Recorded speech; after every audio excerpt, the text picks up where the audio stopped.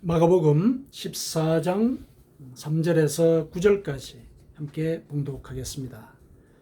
예수께서 베다니 나병 환자 시몬의 집에서 식사하실 때에 한 여자가 매우 값진 향유 곧 순전한 나드 한 옥합을 가지고 와서 그 옥합을 깨뜨려 예수의 머리에 부으니 어떤 사람들이 화를 내어 서로 말하되 어찌하여 이 향유를 흡의하는가?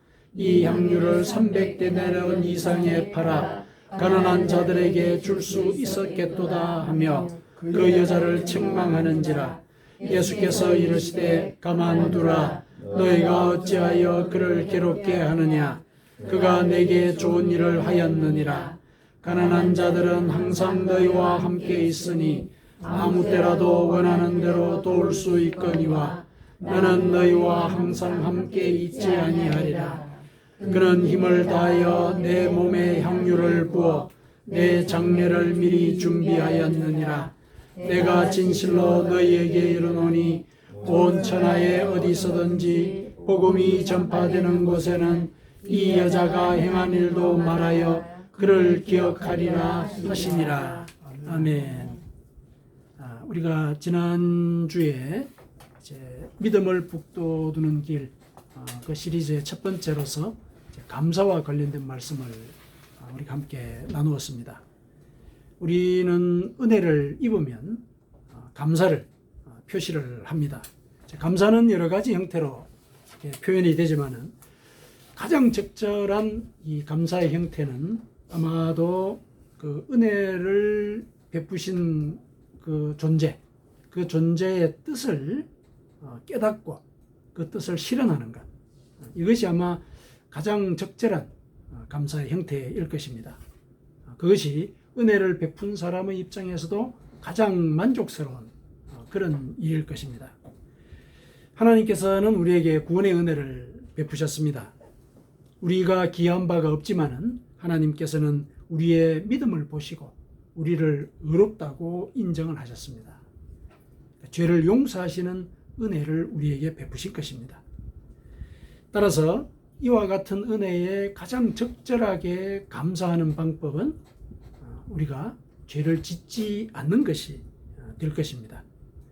하지만은 우리도 다 알다시피 우리는 육신을 입은 존재이고 또 그 육신의 소욕에 따라서 죄의 유혹에 늘 시달리는 그런 존재입니다. 창세기에 보면은 죄가 문 앞에 엎드러져 있다, 이런 표현이 나오는데 그것이 우리의 현실입니다. 문을 열고 나가면은 죄가 우리를 기다리고 있는 것, 이것이 우리의 삶의 현실인 것이죠. 그래서 우리는 영적으로 깨어 있으려고 노력하지만은 실족을 하는 그런 경우들도 우리는 많이 경험을 합니다.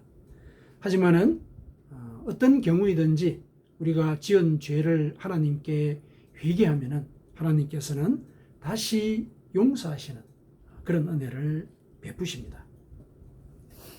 하나님께서 인간이 되셔서 인간의 죄값을 치러 주셨기 때문에 그 은혜는 우리에게 영원한 약속과도 같습니다. 하나님은 영원하신 분이시기 때문에 그때 몸으로 보여주신 그 약속은 지금도 유효하고 앞으로도 유효할 것입니다. 영원하신 분이 하신 일이기 때문에 그 약속은 영원하다는 것입니다. 따라서 우리가 회개를 하게 되면 우리는 구원의 길로 가게 되지요. 그래서 회개는 구원과 직결된 행위라고 우리 이렇게 정의를 할 수가 있겠습니다.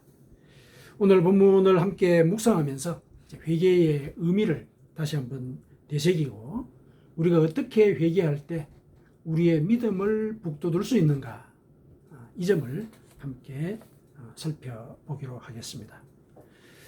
오늘 본문은 한 여인이 예수님께 향유를 부은 사건을 다루고 있습니다. 이 사건은 사복음서에 다 기록이 되고 있습니다. 다만 이 복음서에 따라서 외형적인 정보들이 조금씩 다르기는 합니다. 예를 들어서 장소적인 배경이 오늘 우리가 이렇게 읽은 이제 마가복음 또 마태복음에서는 나병 환자 시몬의 집이다 이렇게 나와 있는데, 누가복음에서는 바리새인의 집이다 이렇게 얘기를 하고 있고, 요한복음에서는 누구의 집인지가 명확하게 나와 있지는 않습니다.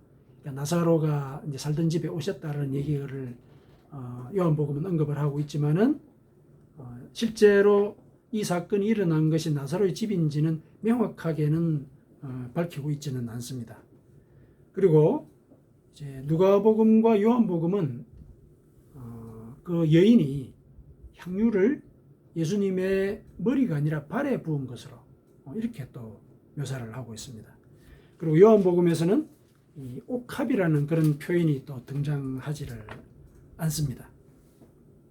또 한 가지 더 차이점을 살펴본다면은 누가복음에서는 향유를 부은 이 여인이 죄를 지은 여인이다 이렇게 특별하게 그 여인의 일종의 정체를 규정을 해주고 있습니다. 자, 이렇게 외형적인 정보가 조금씩 다르긴 합니다. 그런데 전체적인 그 내용을 볼 때 그 향유가 매우 값이 비쌌다라고 하는 사실, 오늘 본문에서는 그게 300데나리온에 해당한다 이런 얘기를 했죠. 그리고 현장에 있었던 사람들 혹은 가룟 유다라고 또 특정이 되어 있는 그런 경우도 있긴 있는데, 어쨌든 이 사람들이 향유를 허비했다 이러면서 책망을 했다는 사실, 그리고 예수님께서 그 여인을 변호했다는 사실, 이런 것들은 이 사복음서에 공통적으로 다 등장을 하는 그런 내용입니다. 누가복음은 다소 조금 예외적인 상황이 있긴 하지만은 전반적인 큰 줄거리는 같다고 볼 수 있다는 것입니다. 일반적으로 오늘 본문은 하나님께 자신의 가장 귀중한 것을 드리는 자세, 이것을 가르치는 본문으로서 많이 활용이 되고는 있는데, 오늘은 우리는 이 본문을 통해서 회개의 의미를 같이 살펴보도록 그렇게 하겠습니다. 물론 읽으시면서 이제 확인을 하셨겠지만은 회개와 관련한 그런 정보는 명시적으로 이 본문에 드러나 있지 않지요. 그러나 장소적인 이 배경이 나병 환자의 집이다, 여기에서 그 본문을 회개와 연관시킬 수 있는 그 실마리가 그 속에 들어 있습니다. 이 나병 환자 집에서 사람들이 함께 식사를 하는 장면이 나오지 않습니까? 나병 환자의 집이라고 했는데 함께 식사를 했다는 얘기는 이 사람이 치유가 됐다는 얘기죠. 치유가 되어서 이제 함께 그 집에서 이렇게 식사를 이제 하고 있는 그런 장면인 것입니다. 나병은 육신의 형체를 손상시키는 병이지 않습니까? 상징적인 의미를 거기서 읽어낼 수가 있죠. 죄는 영혼을 손상시키는 그런 병인 것이죠. 그러니까 나병이라고 하는 것이 죄를 상징한다 이렇게 생각하시면 된다는 것입니다. 그렇게 본다면은 이 치유된 나병 환자 시몬은 회개한 사람을 가리킵니다. 그의 집에서 예수님과 제자들이 함께 식사를 이제 하는 것을 보면은 오늘날 교회 공동체를 연상할 수가 있습니다. 왜냐하면은 교회는 회개한 자들의 공동체이기 때문에 그렇습니다. 자, 그리고 이 한 여인이 예수님께 향유를 부은 사건이 오늘 본문의 주요한 그런 행위인데, 이 행위도 회개를 상징합니다. 왜 그렇게 생각하느냐면은 그 여인의 행위에 대해서 예수님께서 내 장례를 준비한 것이다, 이렇게 해석을 하지 않으셨습니까? 예수님께서는 인간의 죄의 짐을 지고 돌아가시게 되어 있었고, 그분의 장례라고 하는 것은 바로 죄의 죽음, 우리에게는 죄의 용서, 이걸 가리키는 그런 일이지요. 그러니까 향유를 부은 행위가 예수님의 죽음에 대해서 슬픔을 표시하는 동시에 죄를 용서하신 것에 대해서 찬양과 감사를 올리는 그런 행위가 되는 것입니다. 어쨌든 궁극적으로는 죄가 없어지는 것이 되기 때문에 향유를 붓는 행위, 이것은 회개를 상징한다. 이렇게 말할 수가 있습니다. 왜 이렇게 이 해석을 하느냐면은 누가복음에서 그 여인을 죄를 지은 한 여인이다라고 이렇게 특정을 했다라고 하는데, 누가복음을 보게 되면은 이 향유를 부은 이 행위가 죄의 용서를 비는 그런 행위와 연관이 되었다고 하는 사실을 읽어낼 수가 있습니다. 죄의 용서를 누가복음이 언급을 하고 있어서 이렇게 상징을 부여를 하는 것도 충분히 설득력을 갖고 있다, 이렇게 얘기할 수 있는 것입니다. 누가복음에서는 이제 그 죄를 지은 한 여인이 차마 예수님의 머리에 향유를 붓지 못하고 발에 향유를 부었다. 그래서 눈물로 그 발을 적셨다. 그리고 머리칼로 그 발을 닦았다. 이런 이제 행동들을 묘사를 하고 있습니다.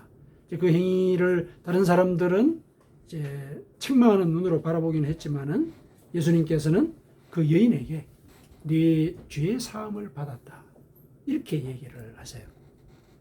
그 상황 속에서 전혀 이렇게 죄와 관련된 언급은 없는데 누가가 다만 죄를 지은 한 여인이다, 이렇게 얘기를 했고, 또 그 여인이 죄를 고백한 것도 아니었거든요. 그런데 예수님께서는 그 마음을 읽으시고 네 죄의 사함을 받았다, 이렇게 얘기를 하셨습니다. 그러니까 누가복음에 나와 있는 이 상황의 설명, 누가의 해석이죠. 그것을 오늘 우리의 본문과 접목을 시켜보면은 충분히 그 향유를 부은 행위를 회개와 연관을 시킬 수가 있다는 것이죠.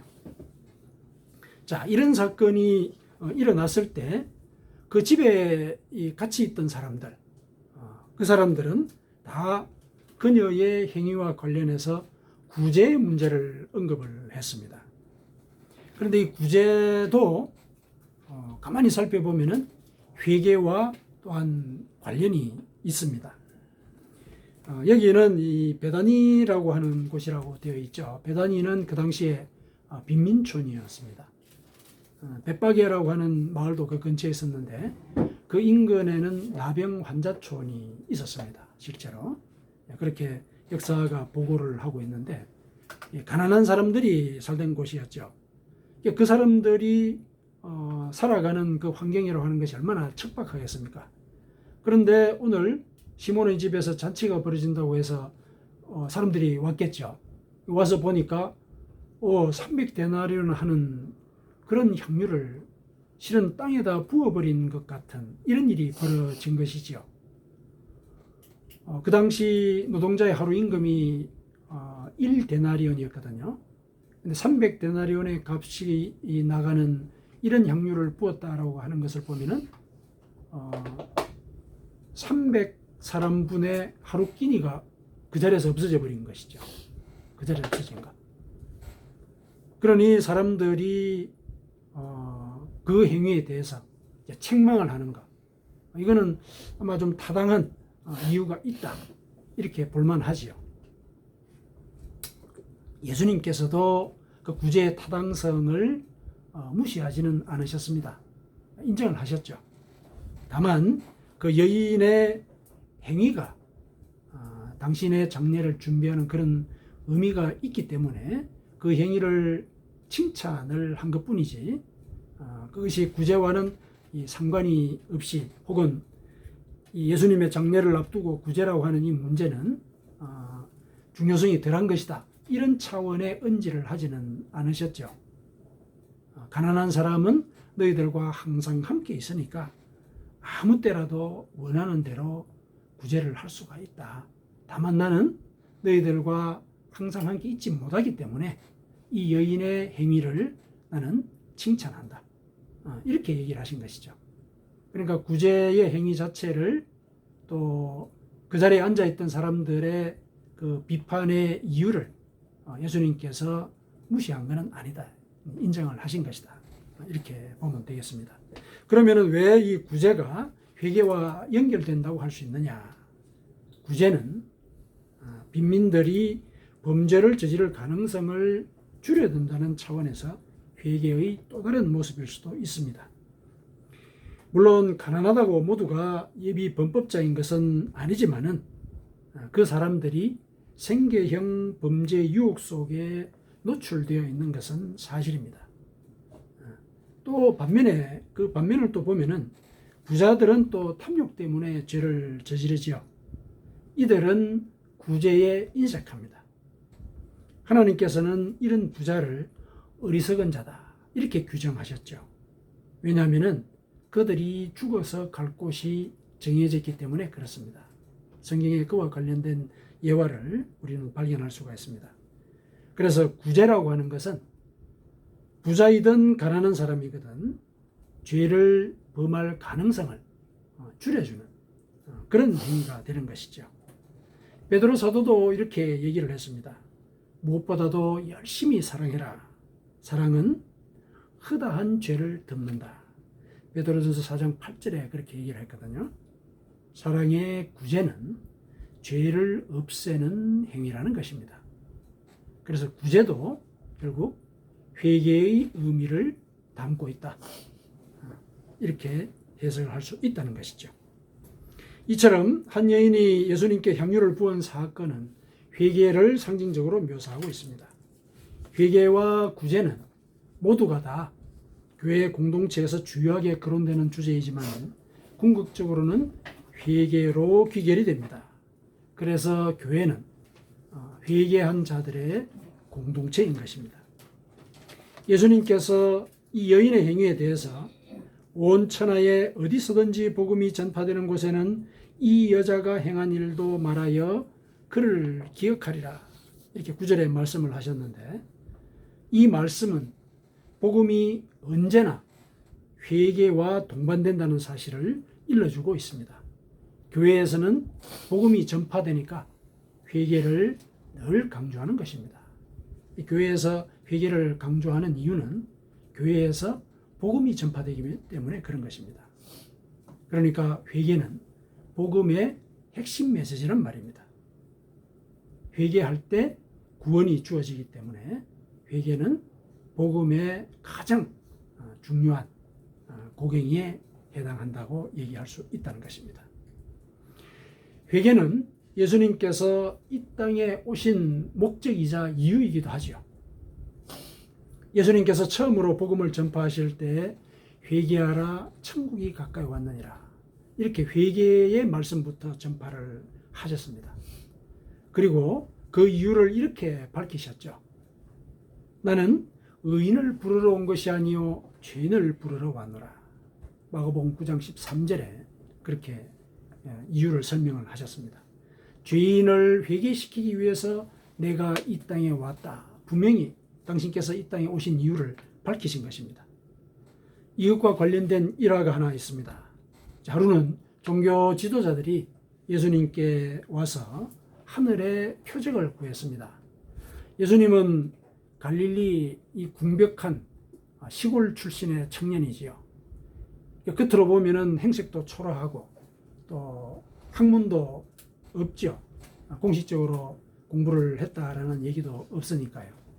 그런 사정을 알고 있던 당시의 바리새인들과 서기관들, 당시의 지도자들이죠.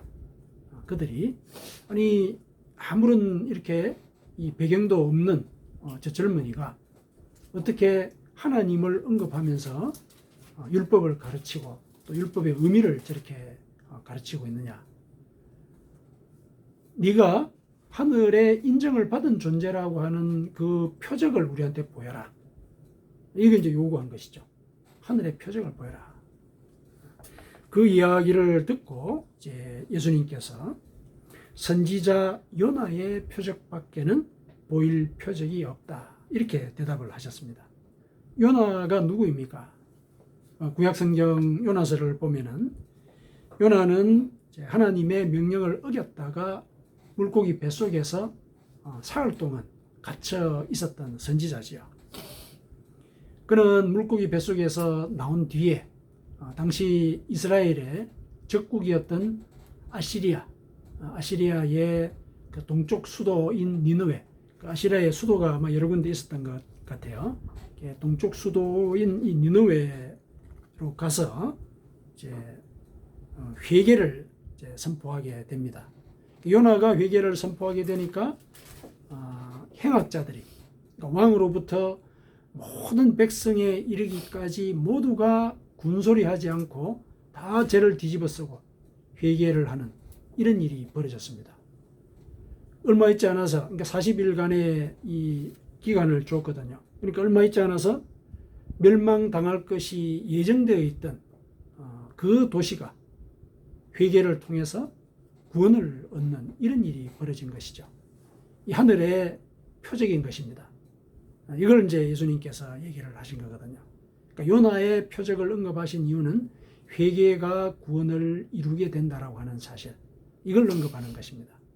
그래서 예수님께서는 병자들이 다가왔을 때 그들을 치유하신 뒤에 뇌 죄 사함을 받았다, 이런 얘기도 하셨죠.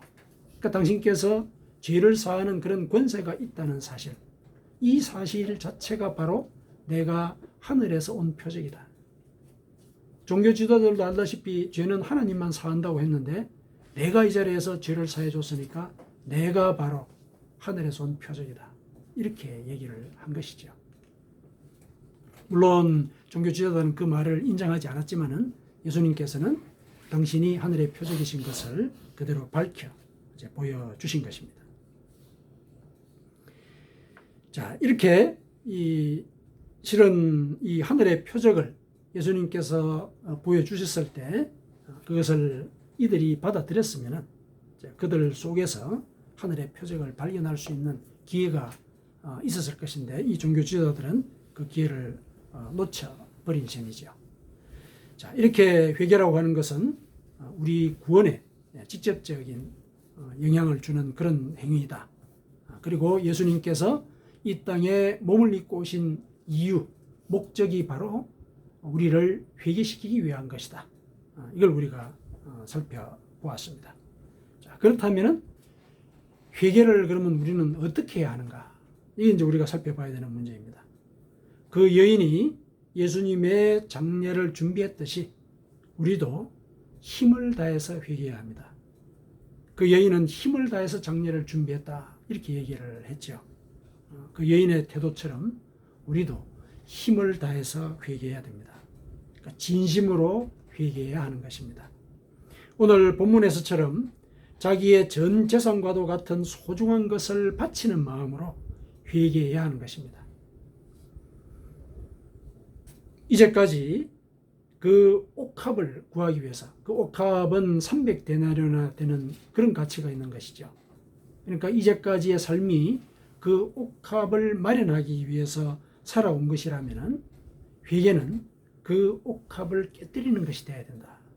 이제껏 살아왔던 삶의 습관과 목표를 깨뜨리고 새롭게 설정하는 것이 되어야 된다. 그 새로움은 바로 그 옥합이 깨뜨려졌을 때 향기가 나와서 온 집안을 가득 채운 것과 같은 그런 일이 될 것이다.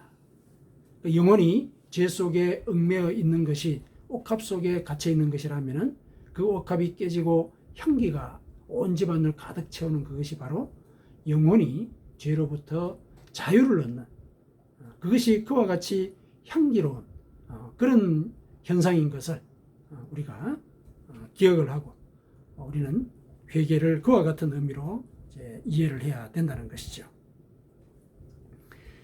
과거에 자신의 욕망에 따라서 자기 위주로 살았던 습관과 사고방식을 내버리고 예수님의 말씀대로 생각하며 살기로 결단하는 것, 이것이 회개의 주요한 방법이자 절차인 것입니다.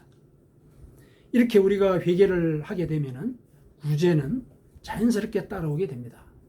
과거의 습관은 옥합을 마련하기 위해서 구제를 하지 못하는 그런 삶이었죠. 혹은 구제를 하더라도 이제 여분의 것을 이제 다른 사람에게 적선하듯이 던져주는 그런 방식이었다라면은 이제 그 방식을 깨뜨리는 것입니다. 향기 나는 행동을 하는 것이죠. 가난한 자도 나와 동등한 가치를 가진 존재이다.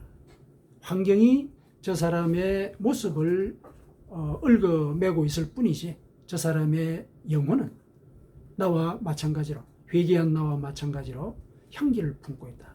하나님의 향기를 품고 있다. 이렇게 생각을 바꾸는 것. 이렇게 이 구제라고 하는 것도 결국 내 자신의 회개한 모습을 증명하는 그런 통로가 되는 것입니다. 이와 같이 우리가 생활 습관과 또 사고방식을 변화시키는 이런 회개를 하게 될 때 우리는 힘을 다해서 회개한 것이다. 이렇게 얘기를 할 수가 있는 것입니다. 예수님께서 그렇게 인정을 해 주신다는 것이죠. 네가 힘을 다해서 회개를 했구나. 바울 사도는 이 회개의 그 행동적인 표현, 이걸 좀 더 구체적으로 우리에게 일러주고 있습니다. 그거를 우리 같이 한번 찾아보겠습니다. 에베소서 4장 25절에서 32절까지입니다. 신약성경 뒤쪽 부분에 앱이라고 되어 있는 부분이 있죠. 옆에 성경 표지 찾는 데 보면 앱이라고 되어 있는 부분입니다. 에베소서 4장 25절에서 32절까지.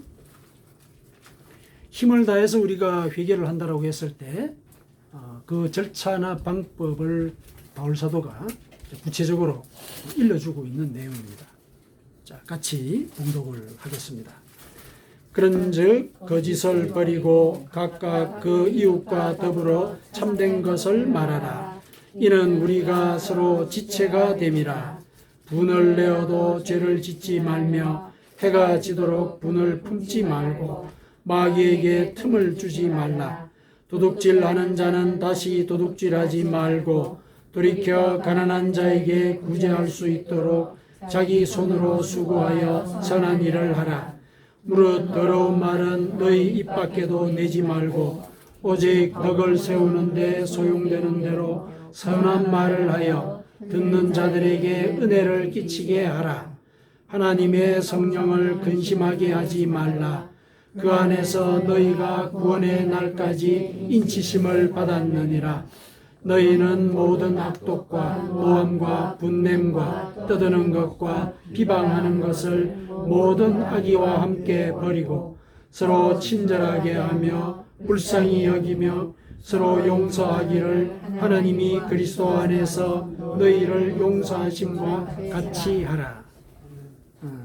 바울 사도가 일러준 이 내용은 회개를 우리가 결단을 할 때 어떻게 결단을 할 것이고 어떻게 우리의 행동과 생활 습관을 바꿀 것인가, 그 구체적인 지침을 우리에게 일러주고 있습니다.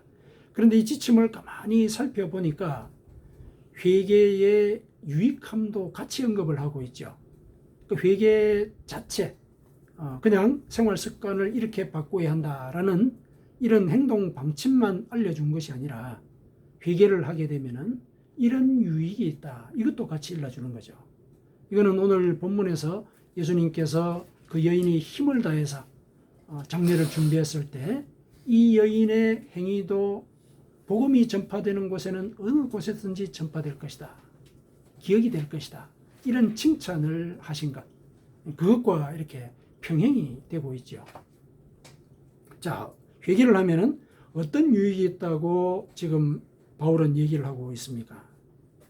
25절에 그 에베소서 본문 25절에 보면은 우리가 회개하게 되면은 우리는 이웃과 한 지체라고 하는 그런 의식을 회복하게 된다. 우리가 회개를 하게 되면은 공동체의 관계가 회복이 된다는 얘기입니다. 내가 이 공동체의 한 지체다. 이 생각을 갖는다는 것은 그전에 그러지 못했다는 얘기죠. 그전에 분열의 한 축이었다, 내가. 그러나 이제는 내가 그 공동체를 살리는 자로서 살아가게 될 것이다. 이런 얘기거든요.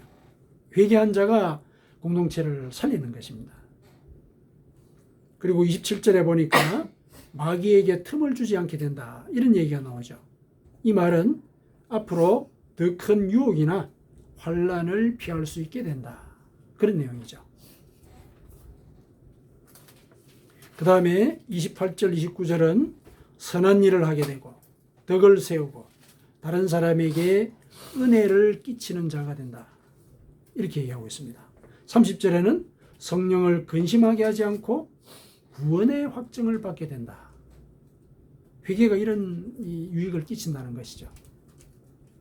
바울은 이 회개의 아마 마지막 이 증표라고 할까요? 그것을 마지막 32절에 이렇게 얘기를 하고 있습니다. 다른 사람을 용서하는가? 회개하는 자는 자신의 죄를 하나님으로부터 용서받고 성령의 인도를 받는 이런 유익을 경험을 하면서 결국은 회개받은 은혜 그것을 다른 사람에게 용서받은 은혜 그것을 다른 사람에게 끼치는 자가 된다. 용서하는 자가 된다. 이렇게 바울이 얘기를 해주고 있습니다. 용서는 우리도 알다시피 예수님께서 주기도문에서도 말씀을 하셨고 주기도문 마치고 난 뒤에도 용서할 것을 다시 강조를 하신 문제이지 않습니까? 용서는 그만큼 하나님께서 귀하게 여기시는 그런 행위고 우리에게 기대하는 향기로운 그런 행위인 것이죠.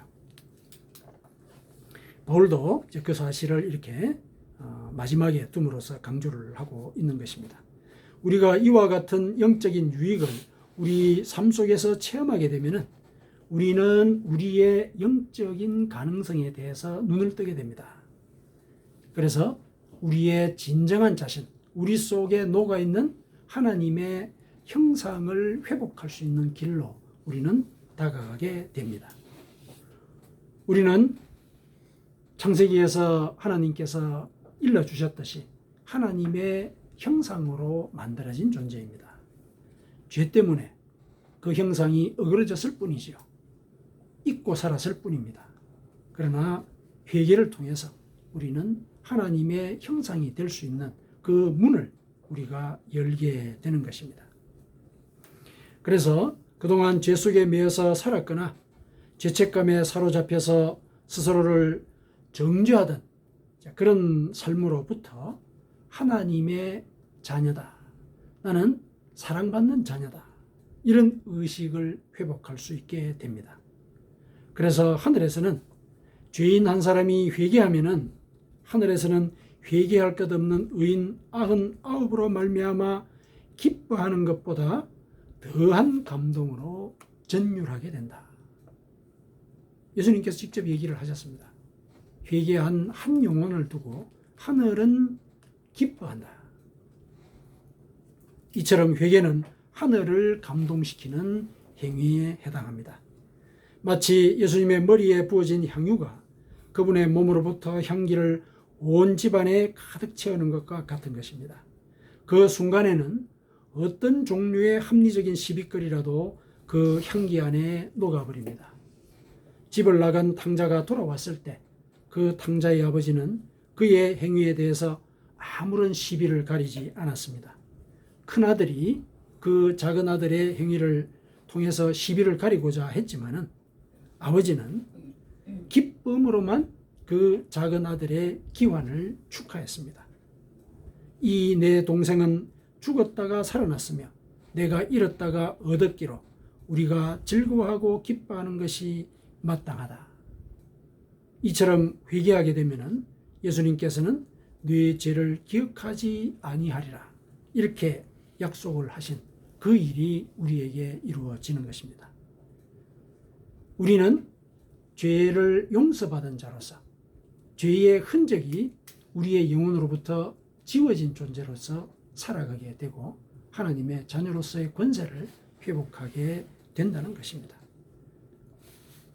사랑하는 성도 여러분, 회개는 하나님을 기쁘시게 합니다. 우리가 힘을 다해서 회개할 때 하나님께서는 우리를 죽었다가 살아난 자녀로 여기십니다. 그리고 우리의 과거의 죄가를 잊어버리십니다. 이렇게 해서 우리는 하나님의 자녀로서 그 영적인 권위를 회복하게 됩니다. 그 영적인 권위는 우리가 다른 사람을 용서할 때 입증이 됩니다. 이처럼 회개는 우리의 영혼뿐만 아니라 다른 사람의 영혼도 살리는 행위입니다. 회개는 결코 우리를 죄의식에 사로잡히게 해서 스스로를 무가치한 존재라고 정죄하게 만드는 그런 과정이 아닙니다. 회개는 깨트려진 옥합에서 나온 향기가 온 집안을 가득 채우듯이 생명의 기쁨을 우리 자신과 이웃에게 실현시키는 일입니다. 이것이 우리의 죄를 용서하신 하나님의 뜻을 구현합니다. 그래서 회개는 하나님께 대한 사랑의 고백이기도 합니다. 이것이 우리의 믿음을 북돋우는 핵심적인 길인 것입니다. 아멘.